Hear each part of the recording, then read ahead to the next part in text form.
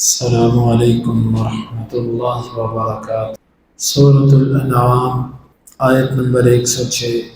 اعوذ باللہ السمیع العلیم من الشیطان الرجیم من ہمزہ ونفخہ ونفثہ۔ اتبع ما اوحی الیک من ربک، آپ اس کی پیروی کرو جو آپ کی طرف آپ کے رب کی طرف سے وحی کیا گیا۔ یہ خطاب اللہ کے نبی صلی اللہ علیہ وسلم کو ہے اور آپ کے پیروکاروں۔ اللہ کے نبی صلی اللہ علیہ وسلم بھی اللہ کے حکم کے پابند تھے، لہٰذا حقیقی شریعت سازی تو اللہ کے پاس ہے۔ اللہ کے نبی صلی اللہ علیہ وسلم خود اللہ کی دی ہوئی شریعت کے تابع تھے۔ آپ جو کوئی حکم اپنی طرف سے صادر کرتے تو وہ بھی اللہ کی رضا کے مطابق ہوتا تو صادر۔ دوسری بات، اللہ کے نبی صلی اللہ علیہ وسلم نبی ہو کر اللہ ان کو کہہ رہا ہے کہ آپ پیروی کرو، اتباع کرو۔ تو لہٰذا آج کے پیر فقیر یا اس طرح کے لوگ جو یہ کہتے ہیں کہ اتباع پیروی کرنا ظاہر شریعت پہ چلنا ہمارے لیے نہیں ہے، ہم باطنی شریعت پہ چلتے ہیں، تو یہ ان کی کفریات ہے۔ اللہ تو اپنے نبی کو بھی کہتا ہے کہ آپ پیروی کرو۔ اور تیسری بات، آج کے کئی لوگ یہ سمجھتے ہیں کہ ہم اللہ کے نبی صلی اللہ علیہ وسلم کی اولاد ہیں، سید زادے ہیں، تو ہمیں بس بخشوا دیا جائے گا۔ یہ ان کی غلط فہمی ہے۔ اور چوتھی چیز یہ معلوم ہوئی، اتباع صرف وحی کی ہوتی ہے، وحی کے غیر کی اتباع وہ اتباع نہیں ہے کہ جس کا اللہ نے حکم دیا۔ لا الہ الا ہو، اس کے سوا کوئی معبود نہیں، اس لیے اس کی پیروی کرو۔ وَأَعْرِضْ عَنِ الْمُشْرِكِينَ، مشرکوں سے اعراض کر لو۔ اعراض کرنے سے مراد یہاں پر ان کی جہالتوں اور بیوقوفیوں کی پرواہ نہ کرو۔ اعراض کرنے کا یہ مطلب نہیں ہے یہاں پر کہ آپ ان کو دعوت ہی نہ دو۔ اعراض کرنے کا یہ مطلب بھی نہیں ہے کہ آپ صرف اور صرف ان سے منہ سائڈ پہ کر لو، بلکہ یہاں پر اعراض سے مراد ہے ان کی حماقتوں کی، ان کی ضد بازیوں کی، ان کی جہالتوں کی پرواہ نہ کرو، اعراض کر جاؤ ان سے، مشرکوں سے۔ یہاں پر ایک بات سمجھ آتی ہے، وحی کی اتباع تبھی ہو سکتی ہے جب مشرکوں کی باتوں سے اعراض کیا جائے۔ جب تک بندہ لوگوں کی باتوں کا خیال کرتا رہے گا، وحی کی اتباع نہیں ہو سکتی۔ جب تک آپ مکمل طور پر وحی کے مخالفین سے اعراض نہیں کرتے، اعراض کرنے سے مراد ان کی باتوں کی پرواہ چھوڑ نہیں دیتے، اس وقت تک آپ اتباع نہیں کر سکتے۔ مخلوق کی رضامندی جب بندہ چھوڑتا ہے تو پھر خالص اللہ کا بنتا ہے، وگرنہ بندہ رب کا نہیں ہوتا، وہ درمیانہ سا ہوتا ہے۔ وَلَوْ شَاءَ اللَّهُ مَا أَشْرَكُوا، اب اللہ تعالیٰ نے اپنی قدرت کا اظہار کیا۔ اگر اللہ چاہتا تو یہ شرک ہی نہ کرے۔ اللہ کے چاہنے سے کیا مراد؟ ایک ہوتی ہے اللہ کی مشیت اور ایک ہوتی ہے اللہ کی رضا۔ اللہ کی رضا وہ ہوتی ہے جو اس کی پسند ہو، اور مشیت اس کی وہ ہوتی ہے جو رضا بھی ہوتی ہے، یعنی پسند بھی ہوتی ہے اور ناپسند بھی ہوتی ہے۔ اللہ کی مشیت بندوں کے اختیار کو بھی شامل ہے، یعنی اللہ نے بندے کو اختیار دیا، اب جو وہ کرنا چاہے اللہ کی مشیت ہوتی ہے تو وہ کام ہوتا ہے، جبکہ اللہ کی رضا جو ہے یہ اللہ کی شریعت ہے۔ قرآن اور حدیث اور اس میں جن چیزوں کا حکم اور جن چیزوں سے روکا گیا یہ اللہ کی رضا ہے، اور باقی جو بندہ اپنی مرضی سے کرتا ہے، کتاب و سنت کے خلاف کرتا ہے، یہ ہوتا اللہ کی مشیت سے ہے، اللہ کے چاہنے سے ہوتا ہے، لیکن اللہ کی رضا نہیں۔ اگر اللہ چاہتا تو زبردستی ان سب کو مسلمان بنا دیتا، ان میں سے کوئی بھی شرک نہ کرتا، لیکن اللہ تعالیٰ نے ایسا نہیں۔ یہاں پر ایک اعتبار سے نبی صلی اللہ علیہ وسلم کو تسلی دینا مقصود ہے۔ جس طرح بندہ کہتا ہے کہ یار اگر میں چاہتا تو میں اس کو اپنے تابع کر لیتا، لیکن میں چاہتا ہی نہیں ایسوں کو، میں ایسے بندے پسند ہی نہیں کرتا۔ اب یہ انداز کیا ہوتا ہے کہ یہ بندہ اس قابل ہی نہیں کہ میرے قریب آئے، تو یہ معنی ہے اس کا۔ وَمَا جَعَلْنَاكَ عَلَيْهِمْ حَفِيظًا، ہم نے آپ کو ان کے اوپر نگہبان تھوڑی بنا دیا، آپ اتنی فکر مت کریں، آپ کا کام ہے دعوت دینا۔ اگر زبردستی منوانا ہوتا تو ہم ہی ان کو شرک نہ کرنے دیتے، آپ بس دعوت دیں اور چھوڑ دیں۔ وَمَا أَنْتَ عَلَيْهِمْ بِوَكِيلٍ، اور آپ ان کے اوپر کارساز تھوڑی ہیں کہ آپ ہر بات پر ان کی طرف سے آپ کو جواب دہی کرنی پڑے، ایسا تو نہیں ہے، آپ اپنے اعمال کا جواب دیں، ان کو چھوڑ دیں۔ پھر تیسری آیت میں فرمایا کہ وَلَا تَسُبُّوا الَّذِينَ يَدْعُونَ مِن دُونِ اللَّهِ فَيَسُبُّوا اللَّهَ عَدْوًا بِغَيْرِ عِلْمٍ، یعنی کہ آسان لفظوں میں آپ یہ سمجھے، آپ کو ایک خیر حاصل ہوتی ہے لیکن اس کے حاصل ہونے سے اس سے بڑا شر مل رہا ہے، تو پھر بہتر ہے کہ آپ شر سے بچو، خیر کو چھوڑ دو۔ مثلا مشرکین اور ان کے معبودوں کے اوپر برا بھلا، ان کے عیب بیان کرنا، اس کے نقص بیان کرنا، ایک مصلحت ہے کہ لوگوں کے اوپر ان کی حقیقت کھلے گی، لیکن اس میں ایک خرابی بھی ہے، اور وہ خرابی مصلحت سے بڑی ہے۔ وہ کیا؟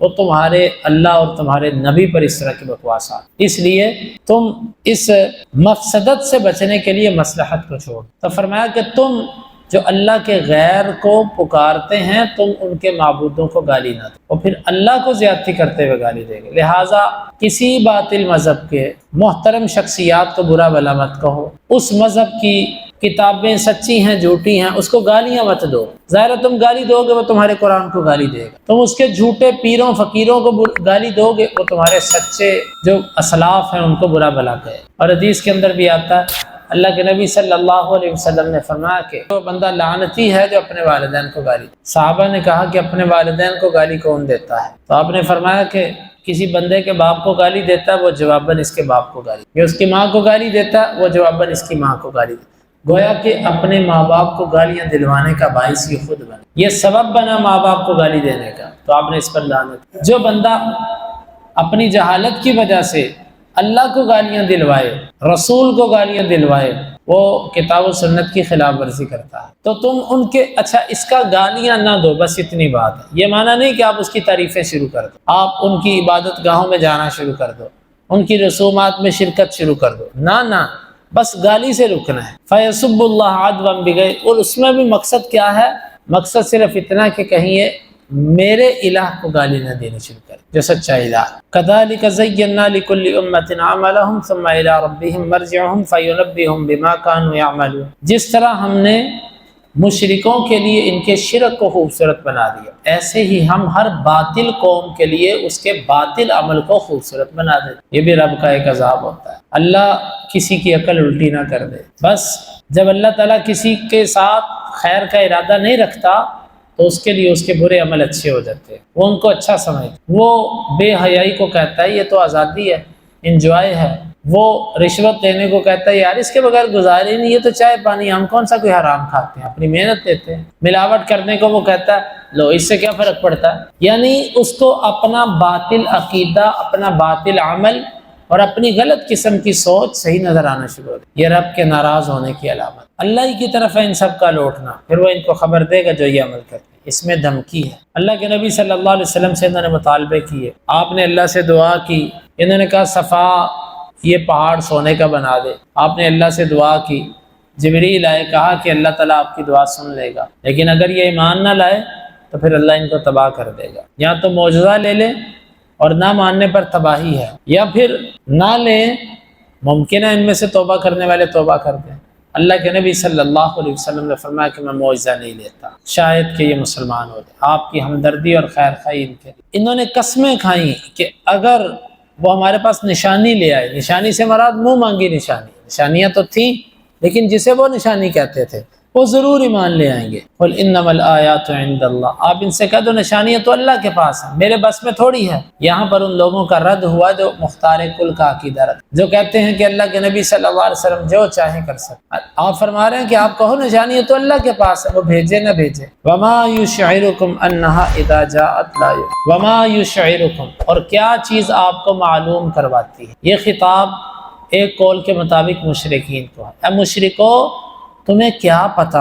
اس اعتبار سے اس کو انہا پڑھیں گے کیونکہ اس کی ایک قرات انہا بھی ہے، انہا اذا جاءت لا یؤمنون، کہ بے شک وہ جب نشانی آ جائے گی لا یؤمنون، وہ ایمان نہیں لائیں گے۔ مشرکو تمہیں کیا پتا، یہ جو تم قسمیں کھاتے ہو پختہ، تمہیں کیا پتا کہ تم ان قسموں کے اندر سچے ہو کہ نہیں۔ انہا اذا جاءت لا یؤمنون، بے شک وہ نشانیاں جب آ جائیں گی وہ ایمان نہیں لائیں گے۔ اور ایک قرات کے مطابق لا تؤمنون، تم ایمان نہیں لاؤ گے۔ اس تفسیر کے مطابق خطاب ہے مشرکین، یعنی مفہوم یہ بنا کہ مشرکو تم پختہ قسمیں کھا کھا کر کہہ رہے ہو کہ اگر یہ نشانی آ گئی تو ہم مان لیں گے، تمہیں کس نے بتایا ہے کہ تم واقعی مان لو گے؟ یقیناً جب وہ نشانی آ گئی تو تم تو ایمان نہیں لاؤ گے، تمہیں کیسے پتا کہ تم لے آؤ گے؟ دوسرا مطلب وما یشعرکم، یہ خطاب مومنین کو ہے، اے ایمان والو تمہیں کیا پتا۔ انہا اذا جاءت، اس صورت میں انہا پڑھا جائے گا کہ بے شک وہ نشانی جب آ جائے گی تو وہ ایمان نہیں لائیں گے۔ مطلب اس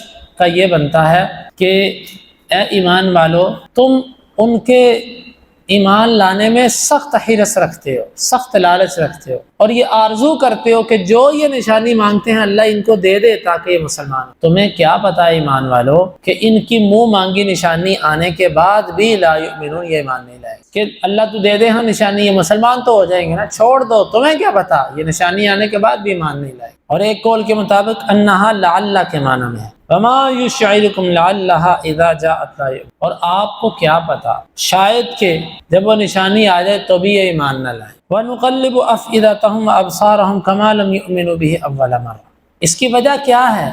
اللہ کہتا ہے ہم ان کے دل اور ان کی آنکھیں پھیرتے رہتے ہیں، جس طرح پہلی دفعہ ہم نے ہدایت سے ان کی آنکھیں اور دل پھیر دیے اور یہ ایمان نہیں لائے، نشانی آنے کے بعد بھی اگر ہم ان کے دل اور ان کی آنکھیں پھیر دیں تو یہ کیسے ایمان لائیں؟ یعنی اس آیت میں یہ کہا جا رہا ہے کہ ایمان لانا اور نہ لانا یہ نشانیوں سے نہیں جڑا ہوا، یہ اللہ کی توفیق سے جڑا ہوا۔ کہ آپ اور میں جو نماز پڑھنے آ گئے یہ خود نہیں آئے، یہ اللہ کی توفیق سے تو آئے۔ قرآن پر بیٹھے ہیں خود نہیں بیٹھے، اللہ کی توفیق سے تو بیٹھ گئے۔ ہم ان کے دل اور آنکھیں پھیرتے رہتے ہیں، جس طرح کہ یہ پہلی دفعہ ایمان نہیں لائے، اب بھی ہم چاہیں ان کے اور ان کے دلوں کے درمیان رکاوٹ ڈال دیں، یہ ایمان ہی نہ لا سکتے۔